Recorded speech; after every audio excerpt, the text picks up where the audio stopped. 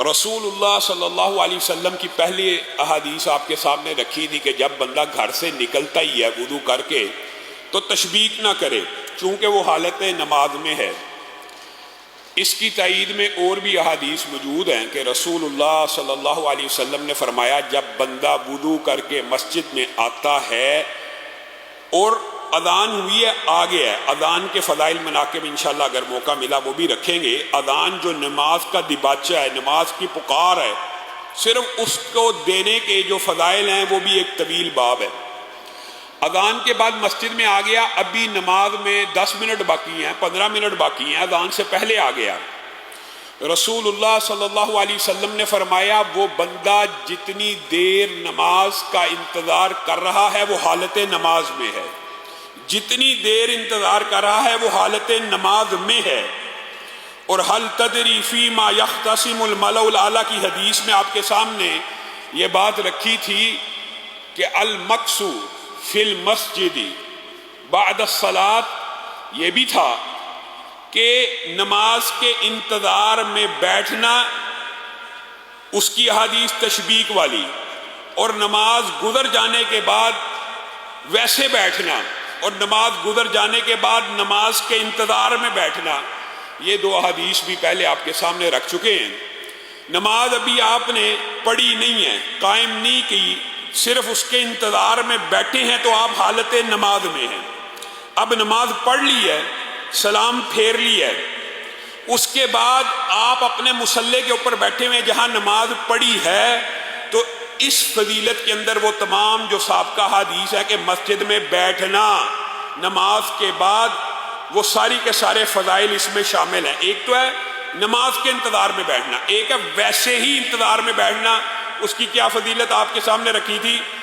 وَمَنْ فَعَلَ ذَلِكَ عَاشَ بِخَيْرٍ وَمَاتَ بِخَيْرٍ، جو ایسا کرے گا خیریت سے زندہ رہے گا اور خیریت سے مرے گا، اور وہ اپنے گناہوں سے ایسے پاک ہو جائے گا جیسے آج ہی اپنے ماں کے پیٹ سے پیدا ہوا۔ ان دو روایات کے علاوہ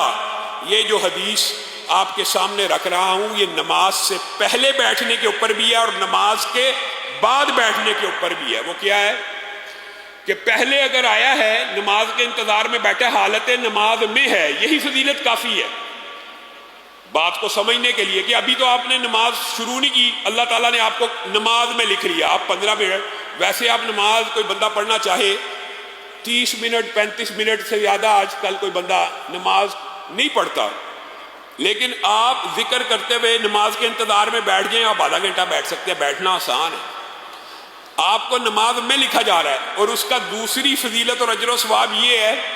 کہ جب تک آپ نماز کے انتظار میں بیٹھے ہیں فرشتے آسمان سے اترتے ہیں اور آ کے کہتے ہیں اللہم اغفر لہ اللہم ارحمہ، اے اللہ اس کی مغفرت فرما، اے اللہ اس کے اوپر رحم فرما۔ کیا یہ صرف نماز کے انتظار میں بیٹھنے کے لیے نہیں ہے؟ مسند احمد کی حدیث ہے، نہیں، یہ نماز کے انتظار میں جب تک بندہ بیٹھا رہا، آپ لوگوں سے کہتے ہیں، علماء سے کہتے ہیں میرے لیے دعا کر دیجئے، والدین کے بارے میں کہتے ہیں میرے لیے دعا کر دیجئے، میرے لیے دعا کر دیجئے، آپ کے لیے فرشتے دعا کر رہے ہیں، اس سے بڑی آپ کے لیے کیا بات؟ اور فرشتے دعا کیا کر رہے ہیں؟ جامع ہیں، اللہ اس کے اوپر مغفرت فرما اور اس کے اوپر رحمت فرما۔ رحمت کا جو مفہوم ہے وہ بڑا وسیع ہے، رحمت پوری زندگی کا احاطہ کیے ہوئے ہے، زندگی کا ہر معاملہ، ہر مصیبت، جتنی بھی آپ کو زندگی کے اندر مشکلات آنی ہیں، پریشانیاں آنی ہیں، وہ رحمت کی دعا کی وجہ سے جو کوئی مسئلہ آپ کا ہے وہ حل ہو جانا ہے، کسی کے پاس جانے کی ضرورت نہیں۔ مسجد میں آئیے، نماز کے انتظار میں بیٹھ جائیے، فرشتے آپ کے لیے مغفرت کی دعا کر رہے ہیں، رحمت کی دعا کر رہے ہیں، اور یہ صرف نماز سے قبل کے لیے نہیں ہے۔ مسند احمد کی جو حدیث ہے اس کے اندر یہ بات بھی شامل ہے کہ جو بندہ نماز کے بعد اپنے مصلی کے اوپر بیٹھا رہتا ہے اس کے لیے بھی فرشتے یہی دعا کرتے رہتے ہیں، اللہ تعالیٰ اس کی مغفرت فرمائے اور اللہ تعالیٰ اس کے اوپر رحمت فرمائے، یہاں تک کہ وہ اپنی جگہ سے اٹھ نہیں جاتا۔ یہاں پہ محدثین نے یہ بات سمجھانے کی کوشش کی ہے، اگر سلام پھیر کر اٹھتا ہے اس نیت سے کہ میں جگہ بدل کے مسجد ہی میں بیٹھا ہوں تو بھی اس کو نماز کے اندر کا ثواب مل جائے گا، لیکن اٹھا اس نیت سے ہے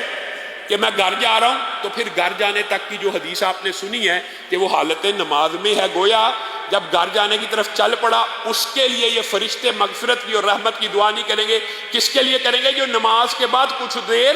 بیٹھ جائے گا.